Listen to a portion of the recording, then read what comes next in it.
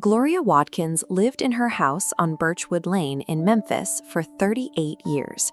She raised 3 children inside those walls, she buried her husband from that living room, and she tended the rose garden along her east fence every May for 38 consecutive Mays without missing a single one.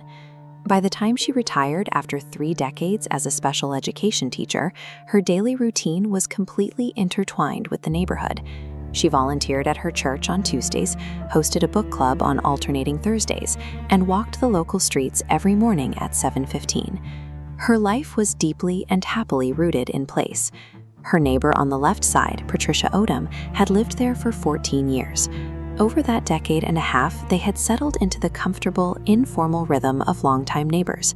They watered each other's plants, exchanged pleasantries over the fence, and knew the names of each other's grandchildren.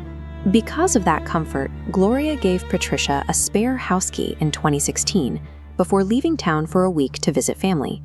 When Gloria returned, she never asked for the key back. There was no reason to.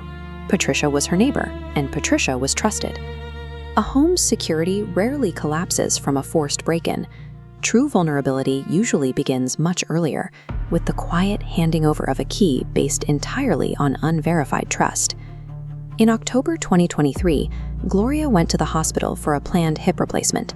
The surgery went well, but a severe secondary infection kept her confined to the ICU. What was supposed to be a brief stay stretched into 28 grueling days of medical incapacitation. Back on Birchwood Lane, her house sat completely silent, an empty vacuum. And Patricia Odom, holding that spare key, was right next door to monitor the empty driveway. Just 3 days after Gloria's surgery, while she was still fighting for her health in the ICU, Patricia walked into the Shelby County Recorder of Deeds office. She presented the clerk with a quitclaim deed, a legal document that transfers property ownership from one person to another. This diagram illustrates exactly how that document was processed. County recorders verify administrative elements. They check for correct form numbers and a notary stamp. They do not verify the authenticity of the signatures.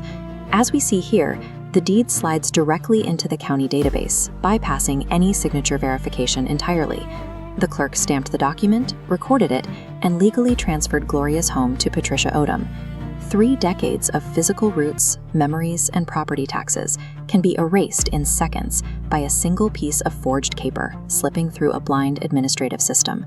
When November arrived, Gloria's son Marcus finally drove her home.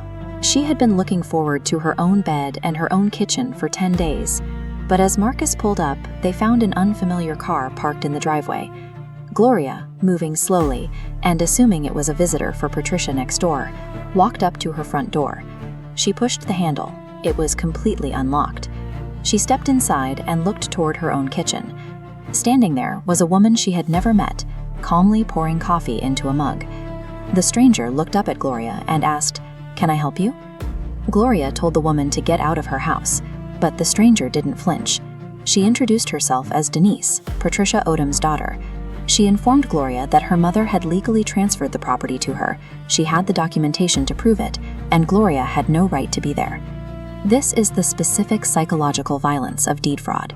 You are standing inside the walls that hold your entire life, and the law temporarily views you as a trespasser. Marcus had followed his mother inside and heard the entire exchange. He bypassed panic completely. He immediately dialed 911, and then he called a local real estate attorney named James Whitfield. Whitfield pulled the county records within 2 hours and began tearing the forgery apart. Looking at this map, we see the first point of failure. The notary stamp on the quitclaim deed belonged to a county that glows hundreds of miles away, completely disconnected from Gloria, the property, or Patricia Odom. Next, Whitfield's paralegal tracked down the 2 individuals listed as required witnesses on the document. Within 48 hours, both witnesses firmly denied ever signing any transfer regarding Gloria Watkins' property. The final physical evidence sealed it. When we apply a timeline of Gloria's medical records, her documented ICU admission perfectly overlaps the date she supposedly signed the transfer. A forensic document examiner confirmed within a week that the signature was a clumsy mismatch. Armed with this undeniable proof, Whitfield filed an emergency motion in Shelby County Circuit Court. He demanded an immediate injunction to void the fraudulent deed and force Denise out of the property. Fighting property theft requires this exact kind of overwhelming, immediate legal force.